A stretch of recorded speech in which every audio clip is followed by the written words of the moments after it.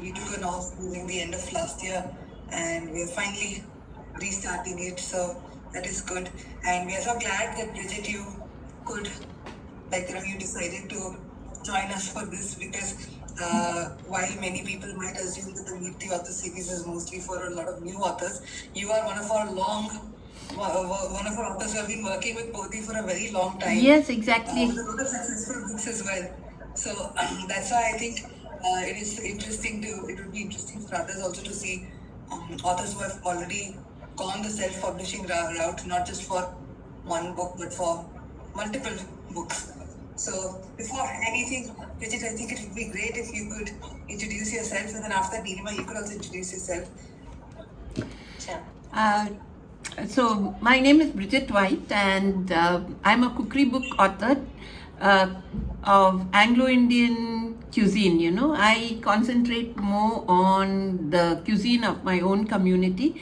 It's been my endeavor to preserve this cuisine, which not many people were aware of other than the community. I'm talking about 20 years ago, when the internet was not so accessible for everybody, and we didn't have Facebook and other social media to to sort of spread the word about it.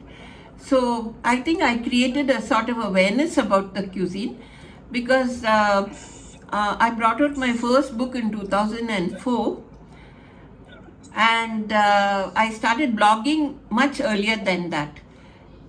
So my presence is there on the internet for more than 20 years, you could say.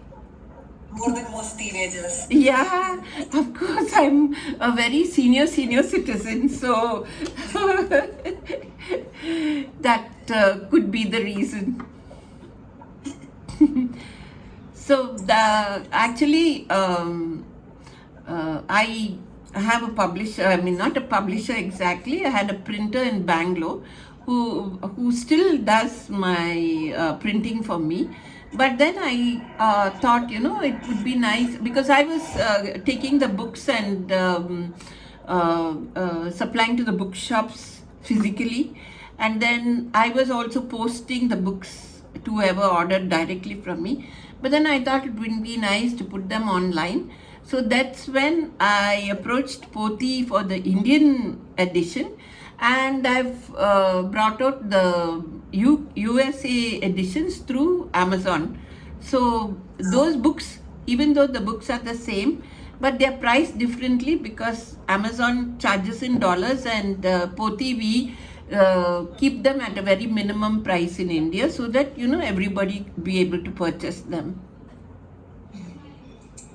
So that's how Poti was, I think my first book with Poti was in the year more than 12, 13 years ago, I think, when Poti just started. Yes. Yeah. When they just started. And I'm very happy with you all, especially Team Poti, when I'm not able to upload the cover that I want because of some difference in size. And if I just send an email to you all, you're ever ready to oblige me. Thank you so much. And I hope that, we continue with this relationship for many more years. Of course. So actually, see, these are the books that are brought out through Poti, That's so great. I am so glad that we are able to see so many books that you have published with us. We are part of the journey along with you. Yeah. Before we proceed further, Nilima, if you could introduce yourself, and then we will get on with more of our discussion. Yeah, so I work in Poti, and I've interviewed you for the blog many years ago. Yes. So yeah, that was a reference point today. Yeah. So it's really nice to meet you. Oh, lovely to meet you both. Apart from seeing your pictures on the book covers and all, this is the first time we are actually seeing you face to face. same thing. And I always thought that Poti Yeah, had boys in the that team, is you know. actually like interacting with a non-fiction author. Yes. Usually we have fiction authors coming in, but not many know about the potential that non-fiction has. Yes, exactly. Yes, yes. And I think, you know, it's such an easy platform to work with because, I mean, in no time at all, the book is ready, you know. Just, I mean, you need to have it in a proper order, so it makes things easier. Definitely. I Yes. think that is a very interesting point. The first book that you had written, the first cookbook that you had written, Bridget, how difficult was it at that time to create your book? Even if it was not with Poti, it was with your first printer in Bangalore. And now that you have been working with Poti for a while and you're aware of a lot of specification, you might still run into issues, but you know now are aware at least the basic of your book, what all needs to be done. Like, how has it changed? What are the experiences which led you to maybe you are getting more books done in the last couple of years because it's a lot of experience which has come in, which helps you to do it faster. Exactly. So, see, when I started writing my books, it was there were no digital printing at that time. It was all offset printing. So we had many number of books and copies had to be printed at one go. So let me tell you how my story began. In the year 2000, I took voluntary retirement from my job in Canara Bank after 24 years. And my daughter went to study to do her master's in the UK, and I wrote a recipe book for her. So that was my actual first recipe book that I physically wrote for her. And it was a black covered book, and that book was copied like 100 times by all her classmates and other friends in her dormitories, you know, halls of residence. So it was such an easy recipe book, which even, you know, foreigners could follow. So then when she came back for holidays, she said, Mama, why don't you record all your recipes, and you know you could print them, get them printed as a book. So you know, I was also experimenting with all the old recipes of my mothers and grandmothers because they were handwritten and with no specific quantities of measurements. It was like, you know, a pinch of this or a dash of that, or throw in a handful, or, you know, 2 annas of coconut and 5 pies of coriander. Such was the, you know, quantities that was written in their recipes. So then what I did was I experimented with each and every one of them till I was able to get the taste of what was cooked in my childhood by my mother and my grandmother. Using you know, ready-made powders which are available in these modern times, and using modern ways of cooking as well, using the pressure cooker and gas and electricity, because in those days it was all hand ground on the masalas were hand ground on the grinding stone, and they were cooked on firewood. So I had to bring them to that taste using these powders and ready-made you know, whatever was available in the market. So, and I was substituting fresh coconut milk with the milk that is available in a Tetra Pak. So all that had to be done, and then you know, after much trial and error, only then I would zero in on a recipe, because that is very important when you write a recipe, because it acts as a guide for future generations.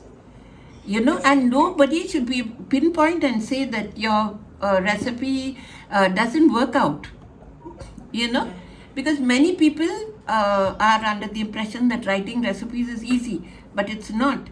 And then I took photographs of each and every recipe, whatever I had zeroed on, and then made a whole manuscript of around 500 recipes and sent it, very thick one, got it printed and got it like spiral bound, and sent it to Delhi to all the publishers, because that was the publishing hub in those days.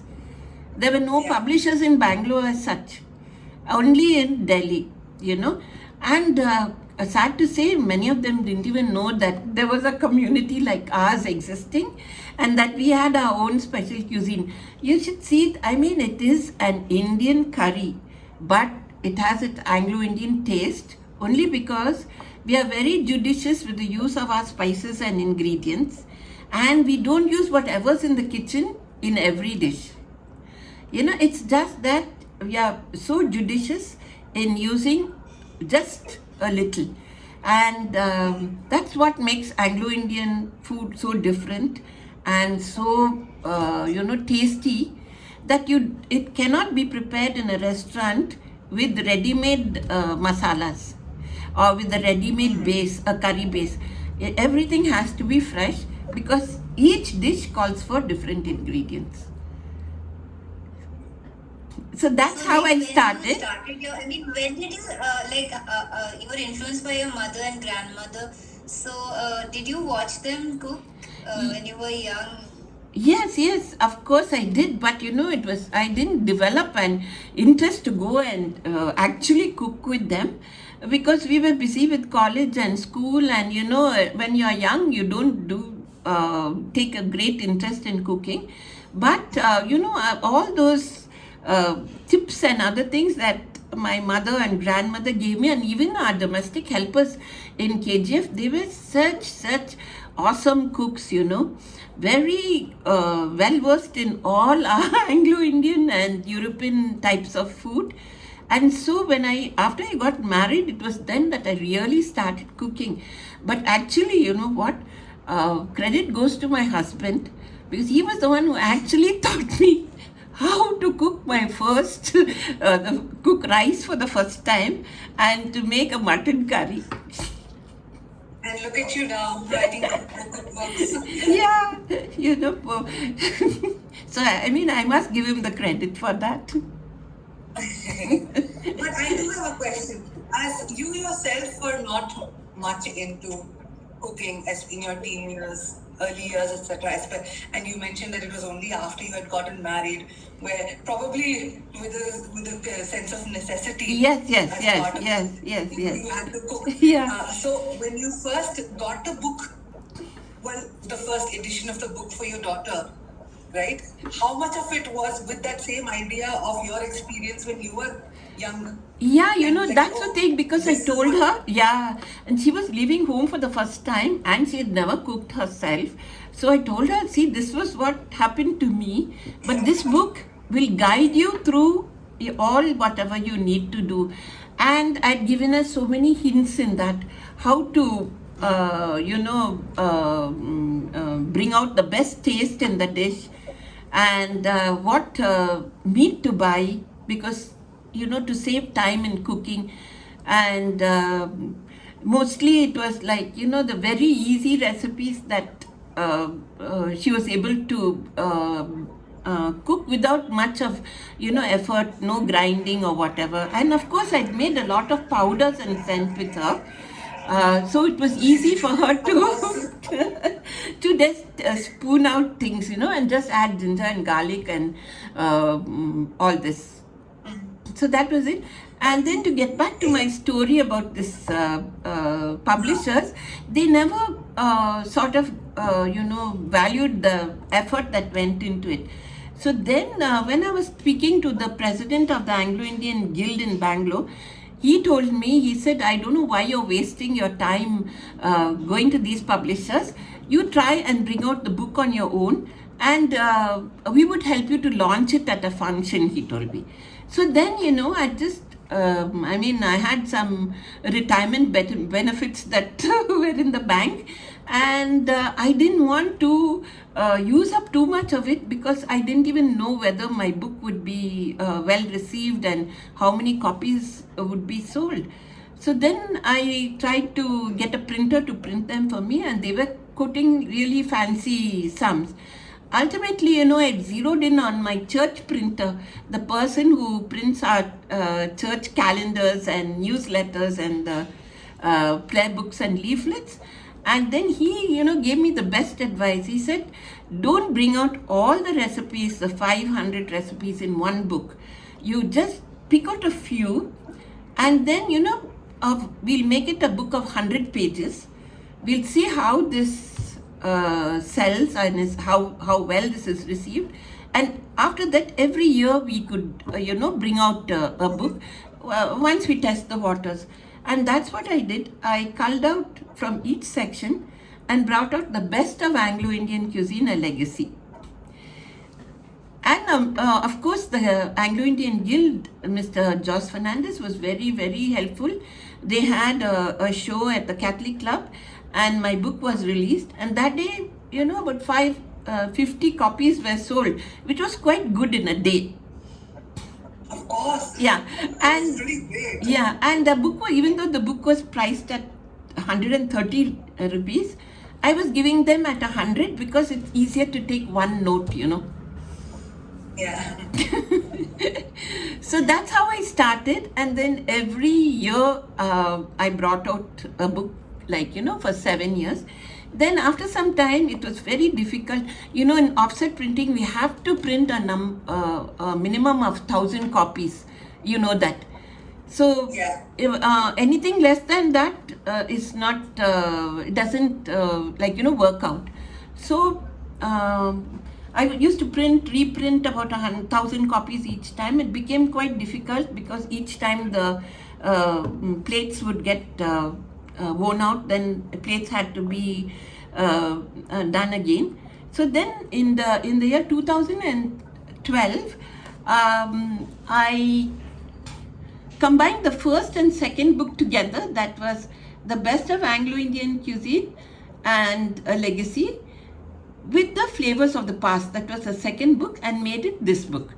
And then I entered this book for the competition at the Government World Cookbook Awards, and I was so thrilled, to be chosen as winner, just for the sake of me writing all this, about the history and evolution of Anglo-Indian cuisine, which runs into 10 pages, and this was what brought me the award. And of course, But that is so. this was the first book that Poti printed for me, Oh. And then later on, 2 years later, I brought out this book, which is a combination of 4 books. That's the Anglo-Indian Festive Hamper, the Anglo-Indian Snack Box, a collection of Anglo-Indian roast casseroles and bakes, and Anglo-Indian delicacies. So this was like a omnibus edition, and it's very helpful because it has everything that you need in this one book. Of course, each book is different. What's in this book you won't be found in this. Okay, so this is quite a good guide for everyday cooking and for festive and holiday cooking as well. And then this is also through Poti. we have been there with you for so long. It is so cool. Yeah. Then this book is the Festive Hamper, which has all the Christmas and festive goodies in this. Very helpful during Christmas time. Many people tell me that they use this book to make all the Christmas goodies, from cakes to kalkals to roast cookies and the savories. And then, of course, many people told me that they were very unhappy because I didn't have many vegetarian recipes. So this is not exactly a Anglo-Indian recipe book, the vegetarian delicacies. It's an anglicized book because what is here you won't find in any mainstream vegetarian book. It has soups, it has salads, it has baked dishes, has curries, and to crown it all, I've given the goodness of each vegetable in this. So it's quite a helpful and a healthy book. And then after that, it was the one on eggs. especially for Yes. vegetarians. Okay, and then this book, the Anglo-Indian Delicacies, is also like a combination of recipes that are cooked mostly by the community in Calcutta and the Northeast. In those days, the tea gardens and the Calcutta Anglo-Indians had a different way of cooking. And also the Northeast, So theirs is mostly things which the Khansamas and cooks in the olden days innovated, and it was more on the Muslim influence and the Chinese influence in Calcutta. So that became a different type of an Anglo-Indian food that is cooked over there. But basically we are pan-India, and we maybe region to region there are some differences in ingredients. And then after some time I decided to bring out this book for the kids, which is Cooking Without Fire. This is really good, for children and for adults who need to just do something very fast. And many kids have used this book to during their school competitions. So this is also quite a helpful book. And this is my latest, the Microwave Cookbook of Anglo-Indian Recipes, which was recently brought out by you. In fact, I haven't even seen the copy that you have printed because I'm still stuck in Singapore. And maybe when I get back in the month of May, I'll order my own copy from you. So this is the latest one. Yes. I'm very intrigued to know how do you decide how to put together the next set of recipes. Like, I understand that originally when you started out there were 500 odd recipes and you started off in smaller batches. Yes, but we can clearly see how it has Evolved. It is no longer the set of books which you were planning on a decade ago. Yes, Now yes. it is a completely different set. Like, for example, I don't think you were really particular about the microwave cooking, or even for children cooking without fire, etc. So when you're, how does that process start? So when you're thinking, oh, I want to put together some of the other recipes, how does that process work?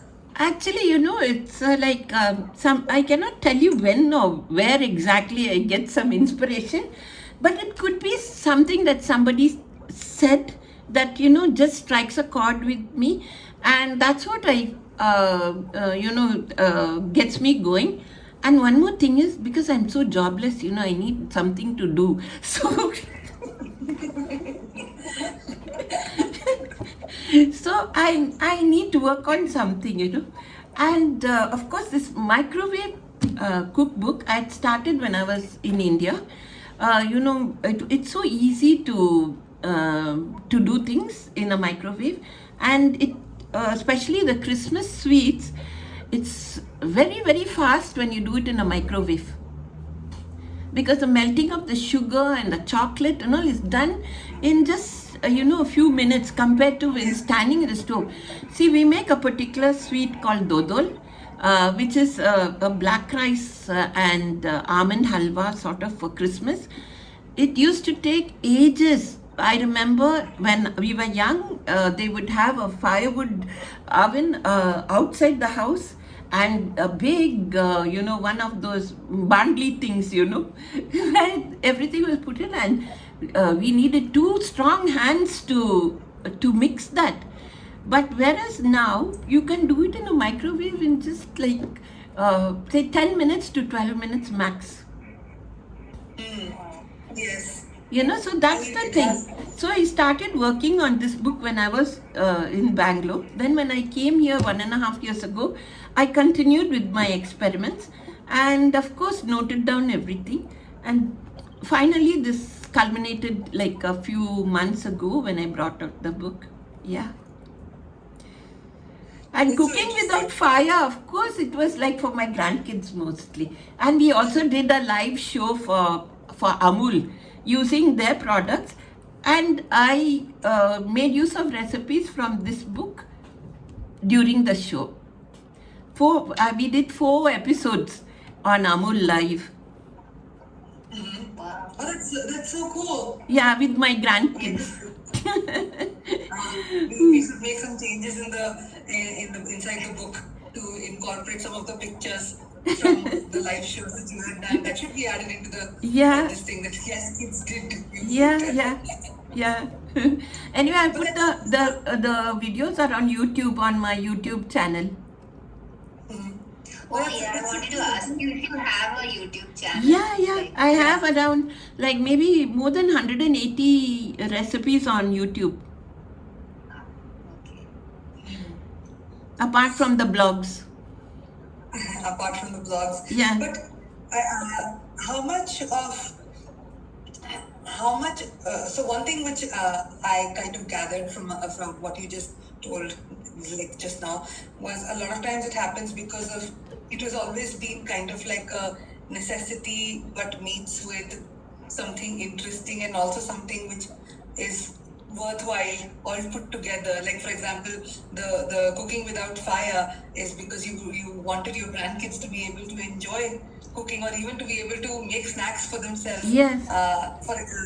Because that book, the Cooking Without Fire book, I got a copy and I showed it to my mother because we were latchkey kids when we were in school. We were latchkey kids, so I used to try cooking all the time and ruin my mom's dishes. Nothing was edible, etc. And my mom is like, I wish this book was there when you guys were young, so you wouldn't have ruined half the kitchen.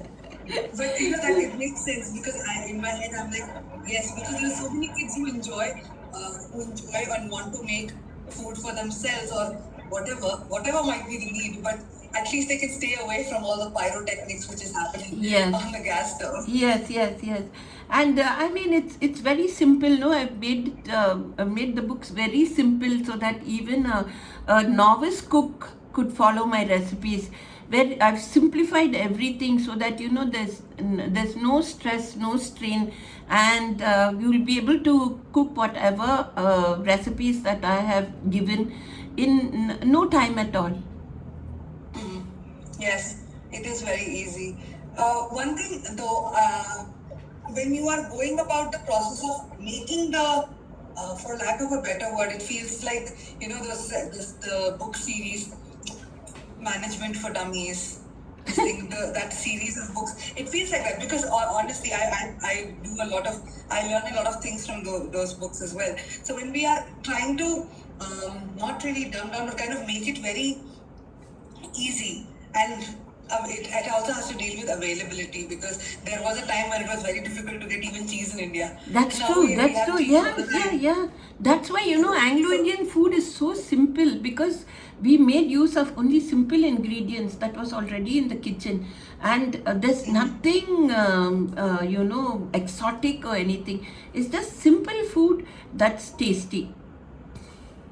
Yes. So when you're making the recipes and trying to make it into a easier version, so that you do not need to be an amazing cook who's entertaining people, but you might not have lifted a vessel in your life before, but you might be able to we do not know successfully, but you would be able to make something at the end of it, Yes. and which you would be happy with. So when you're doing that, when you're creating that recipe, how do you go about when the trial and error happens? Have you reached a point where the trial and error is lesser than it was before? Yes, because you learn through your mistakes and you avoid certain things. So what I always recommend is you keep your chopped onions, everything, whatever's required, keep it ready before you start cooking. Because I've seen many ladies running around their kitchen for something when something is burning on the gas, and they forget to turn it off or put it, lower the heat or whatever. So it's always good to chop and keep everything around you, and then in no time at all you could your work is over. Yeah. Yes, I felt personally attacked over there. I'm one of those people who does not keep things ready and run around the No, kitchen. it takes less than 10 minutes, to keep all your ingredients ready. Yeah, you don't have to put it into small bowls or anything. Or your cutting board could have whatever, your onions, tomatoes, or green chilies, and your coriander, mint, whatever on your cutting board. And keep your dabbas down, your powders ready, so that you don't have to, reach up into your kitchen cabinet to remove them. Especially for people like me who still somehow sometimes get confused between cumin powder and Yeah, coriander powder. yes. So that's why, it's always good to have your Hindi version or a local version of your of the name of the spice written on your boxes. True. You must label your spice. You must label your spice boxes, because sometimes garam masala smells the same as cumin. I mean, for someone who is not well versed in the kitchen. Yeah, someone who is not. Yes, because they both cooking. have the same color, So it's always good to Yeah. that. And one more thing is, it's always nice to have a moderate chili powder. You should never go for the spicy version, or just the one with the color that gives you color. In fact, you could dilute both together and make it into a moderate chili powder. Actually, yes. See, now this is. I would give money, Bridget. I would pay money to just listen to you giving tips on cooking. That could be another. No, not maybe not a whole book, but like a booklet.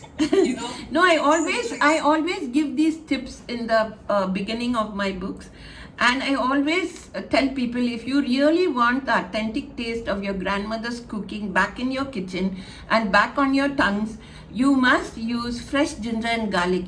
Never go for a store-bought ginger and garlic, because that is mixed with acetic acid and preservatives and very sour vinegar, which will detract from the actual taste of your dish. You must take the trouble to grind your own ginger and garlic. I mean, you could grind maybe 100 grams of each, put it in the fridge, nothing to worry, it doesn't go bad. You can keep it even up to 15 days if it's left in the fridge. Don't add vinegar unnecessarily. Another thing is, never indiscriminately garnish your dish with chopped coriander, because some dishes don't call for coriander in its ingredients, and once you add the chopped coriander, you are spoiling the taste. Yeah, the taste. Yeah, because that dish would absorb the flavor of the coriander leaves, and then again you have something that is, common. Yeah. Actually, yes, that is, as my sister has has an allergy for coriander. So for her, it doesn't really taste like what we think of coriander, where we think of it as like, a fresh herb. Yes. Her and another friend, for them, it tastes like soap. So she's like, why would you put this in everything? Yeah. Because And I've all I seen taste such is beautiful dishes while they are being cooked, and you get this whole covering of coriander on the top. The beauty of the dish is lost. So never indiscriminately, maybe even when garnishing, you have to just use a few leaves, Yeah, even if required. Yes, if required, otherwise it's not necessary. You could stick one small, like a leaflet of it in the center if you feel like you want to. Yeah. Yeah. I can see that happening because in our home we have stopped using coriander leaves because of my sister. So I'm used to eating food now without coriander at all. I can completely eat without coriander leaves. So it feels weird when I suddenly see at someone else's home, like, a dish with coriander leaves on top, and I'm just like, oh, it feels awkward now because you're no longer used to it. Yes, that's true. And actually, like, especially when you're making something only with pepper, It just detracts from the taste of that awesome pepper taste, you know. So I could remember. it shouldn't remember, shouldn't do it. Actually, I would like to ask something which I kind of missed before. Now that so many of the books are already there, like so many of the titles are already there, and I'm pretty sure that you, even if it is not in the works, it might be in the works of here, or maybe right now, maybe a concept or an idea or something. But where do you see the series going in the future? What do you want? What do you want it to be like as a legacy of Anglo-Indian cuisine? And now it is no longer just a cuisine, right? It's more of it's a part of the culture, because that is what is there in the books. It's not just the food; it is also the overall culture. Yeah, of preserving, preserving a culture through Yes. my small efforts of preserving the cuisine. Yeah. Yeah, What would you like it to be? actually, I would like each family, especially of our community, to have the whole set to pass on as a legacy, whether their children cook from this or not. But then, it's so nice to know that their parents enjoyed these dishes in their childhood, and their forefathers enjoyed this food.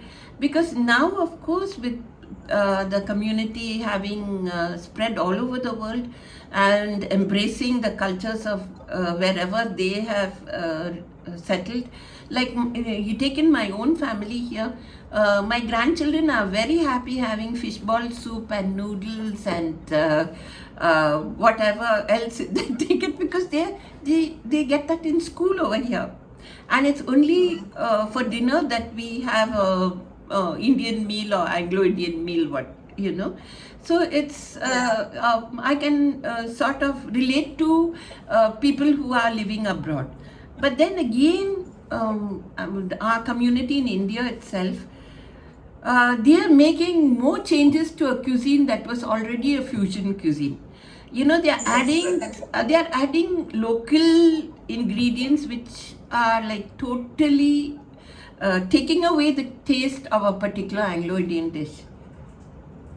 So that's also there. That's the danger of the cuisine losing its authenticity, and I would like this to be preserved, and if possible for people to buy my books and pass it on as a legacy.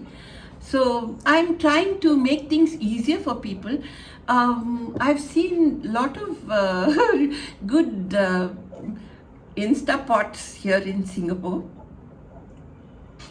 So I'm sort of muddling with the idea of having a recipe book for the Instapot, like I did with the microwave. Yeah. So that's one idea. Another one is of just bringing out one book of just simple recipes, everyday recipes, culled from all these books, so that it's like a guide for those who would just like to do a simple meal, like our pepper water. Yes, yeah. So with lunch recipes, only curries, only side dishes in this. Yeah. Culled from all over, from these, like 10 of each, so that it's a smaller book. They don't get confused, and even older people could make use of it. Yeah. So, if in that case, considering how your books are so such a part and are completely focused on the Anglo cuisine of India, right? What steps would you, or what is the advice that you would give? Because culturally, there are so many other cultures. Even in one single state, there are multiple different cultures. Yes. Like, for example, the Anglo-Indian cuisine out from Goa has its differences with Anglo-Indian cuisine from Calcutta. Mangalore. Yes. Karnataka, Yeah. etc. So, with that, so if someone wants to, so if someone decides that I would also like to preserve some the dishes and the recipes of my culture, how should they go about it? Because you have already done it successfully, right? So how would you, what are the steps you would advise someone who's just starting out? How should they go about it? My advice is that you concentrate on what was cooked in your own homes, because what is written by your own families, that is what you should concentrate on. So you need to streamline those recipes in a way that it's easy for people to follow them and to appreciate the food that was cooked in your home. Yeah, so that's the only way. And the only way to do it is to note down recipes in your home before anything happens to the older folk. Yes. It's I agree. always I good think to that's have something- handwritten family recipes, because that is, you don't even have to say it's a cuisine of one particular community. It's your family's recipes. It could be Yes. a mixture of different cuisines, and that's what makes it much more interesting, because I'm sure people would love to know what is cooked in another family, and what's their favorite recipes. Yes. Especially like in India, like when we say something as simple as dal. Yes. Dal for No, every home in dal every is, state. there is so much of difference in making dal in every community, in every home. And every Yes. house has got their own recipe for making dal. Something that would make it easy for them to cook. Yes. I agree. So I that's think the that way is that we a need to great note point. down. We need to note down the recipes and of our ancestors and our families. Yes. So that's the only way to preserve. Yes, I think that is a mistake which I made. I love my grandmother. Before my grandmother passed away, I should have noted down a lot of the things that I enjoyed of her Yeah, cooking. you don't have to But yes, have like a book sort of a template for writing recipes. No, you just write it down as they tell you, because then yeah. you could work on it later. Correct. Especially nowadays with phones, and you could record a video, you could record the audio, you could do so many things. Yeah, It's so easy to kind of record it and keep it Yeah, preserved. and then now see that so many templates available, no, on with each publishing house.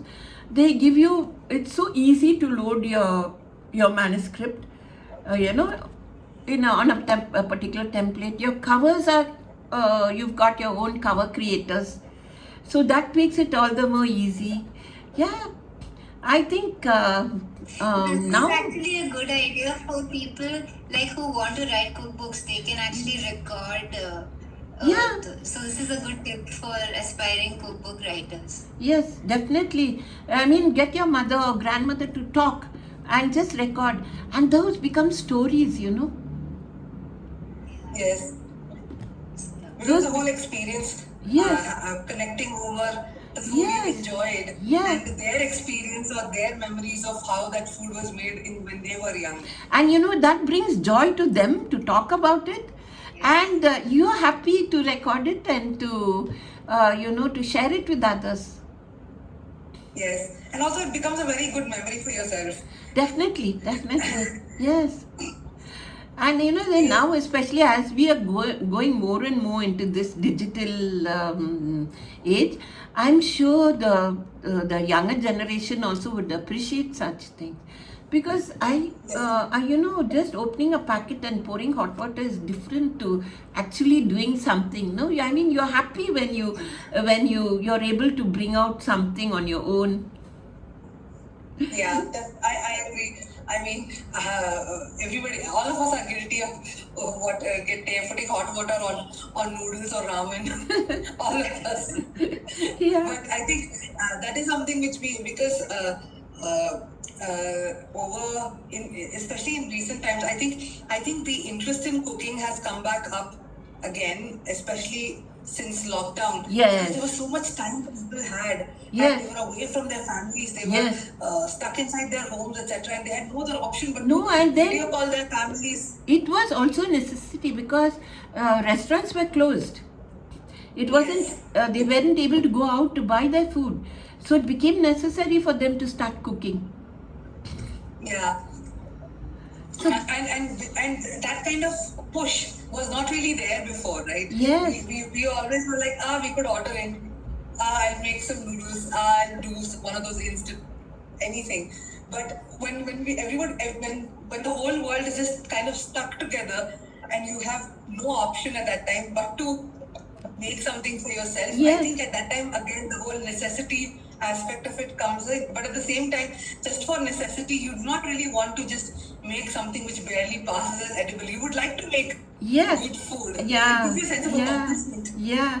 And then you try it out again and again till you actually get it in the first shot without looking at a recipe. Yeah, exactly. I think it's just a sense of this thing like, oh A my full, god, I made yeah, this. like so fulfilled, yes, and satisfied. Satisfaction, definitely. I think satisfaction is a very important thing, which satisfaction kind of plays in with any endeavor people are taking in. It could be when you're cooking, writing a book, all of those Yeah. things. At the end of it, that sense of satisfaction after you have accomplished Yeah. your goal. It Yeah. doesn't have to be that my book has to sell 1,000 copies only, then I'm going to feel satisfied. No. The act of finishing it itself gives you satisfaction. And actually, authors don't make that much of money because the royalties are not good. It's just that you're happy that it's there and people recognize it. And I tell you, this second career of mine of being a author and a food consultant, and I give classes in all these five-star hotels. I train chefs in Anglo-Indian cuisine, and I train them in colonial Anglo-Indian cuisine, which is a little different from the dishes that are cooked in Anglo-Indian homes. So this railway mutton curry and the Dak Bangla cuisine and all is all what was cooked during the colonial time, during the British Raj, by the Khansamas and cooks in those days. And what we make is completely different in Anglo-Indian homes. Yeah. So this is what I train them in. So as I said, this has given me much more satisfaction than my first career in the bank. I mean, I hope more people get to enjoy something like that as well. That you can do other things or things of interest, apart from your daytime job. Yeah. While you realized putting your things together after your retirement. But at the same time, for someone who's probably in their job already Yes. and still wanting to maybe explore something, it is still a valid choice to explore it to whatever extent they can. Yeah, and It I've doesn't have to be seen that- so many people have, so many home chefs have sprung up. People who are, making cakes and so good at it. They're like artists because you see their handwork, no, the way they decorate their cakes and really awesome.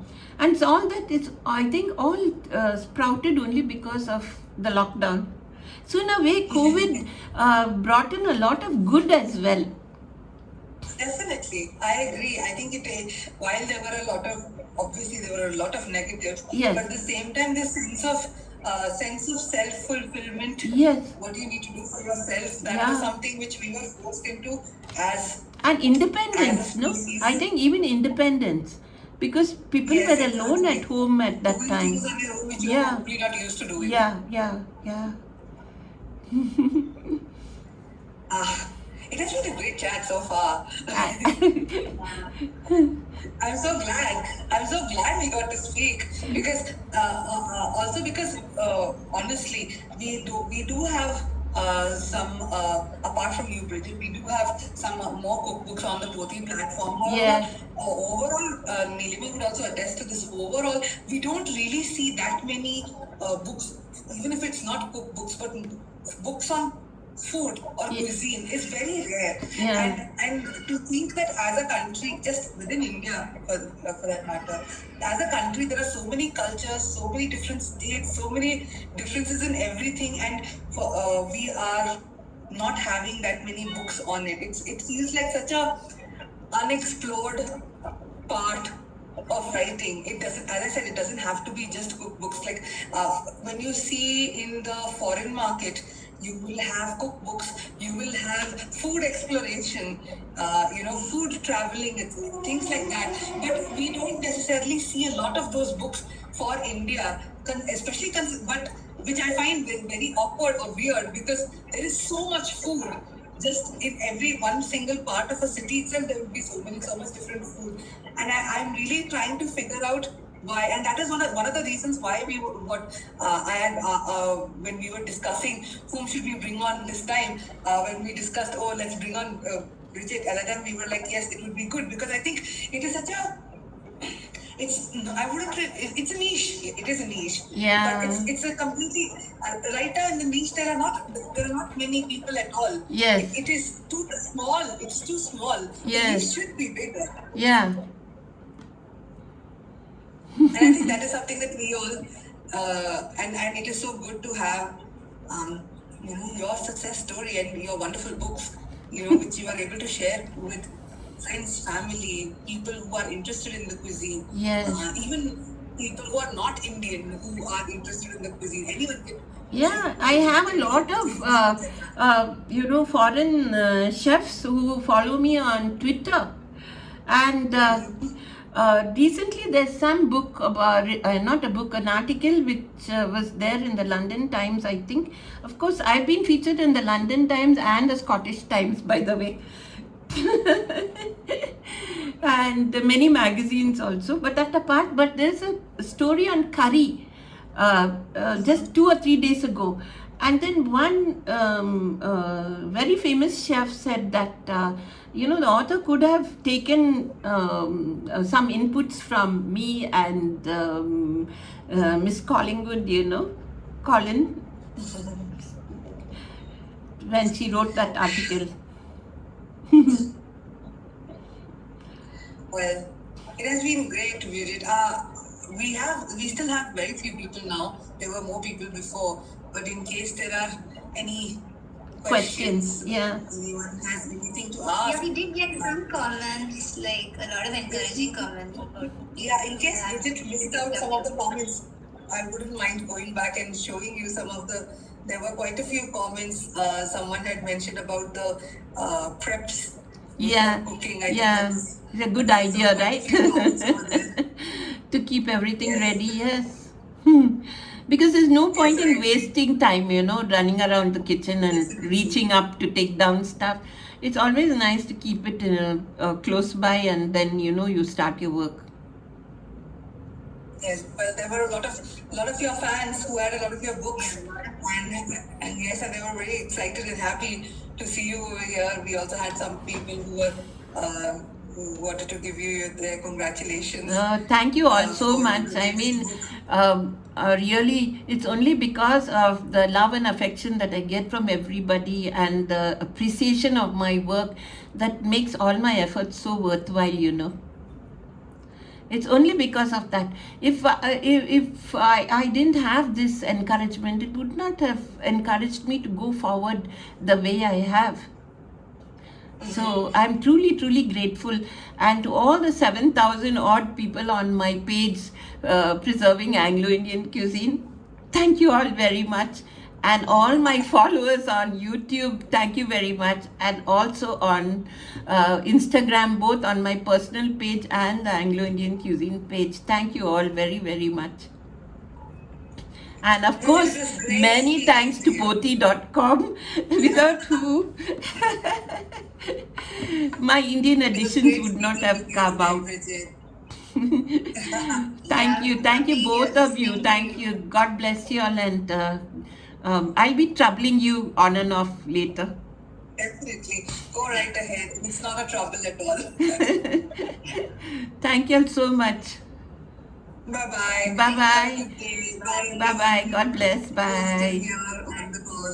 Bye-bye. Bye. On the call.